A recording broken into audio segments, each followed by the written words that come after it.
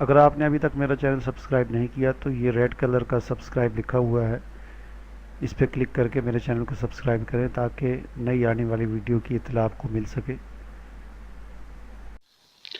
السلام علیکم ورحمۃ اللہ وبرکاتہ۔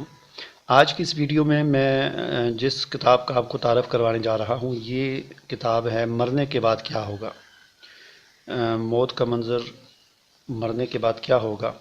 بڑی ہی مشہور کتاب ہے، شاید آج کل اتنا اس کا چرچا تو نہیں ہے، لیکن آج سے 15-20 سال پہلے یہ کتاب بہت ہی مشہور تھی پورے ملک میں، اور ہندوستان میں، پاکستان میں اور پوری دنیا میں یہ کتاب مشہور ہوئی تھی۔ یہ کتاب ہے مولانا مفتی محمد عاشق الہی بلند شہری رحمۃ اللہ علیہ۔ 3-4 سال پہلے ان کا انتقال ہو چکا ہے۔ مدینہ میں رہتے تھے یہ، تو یہ ان کی کتاب ہے، بڑی ہی زبردست کتاب ہے۔ اور اس میں یہ میرے نوٹس پڑے ہوئے ہیں، میں نے جو اس کا مطالعہ کیا تھا اس میں سے اہم باتیں میں نے نوٹ کی تھیں۔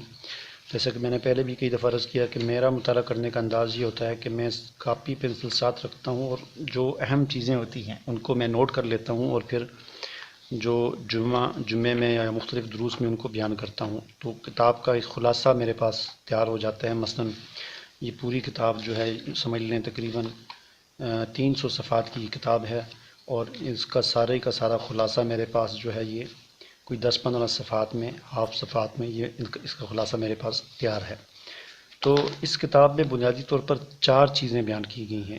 ایک تو مرنے کے بعد کیا ہوگا، یعنی مرنے کے وقت کے بھی حالات کو بیان کیا گیا ہے، اور پھر احوال برزخ، یعنی یہ عالم دنیا ہے، مرنے کے بعد جس عالم میں آدمی جاتا ہے اس کو برزخ کہتے ہیں، تو وہاں کے حالات کو قرآن اور احادیث کی روشنی میں بڑی تفصیل کے ساتھ بیان کیا گیا ہے۔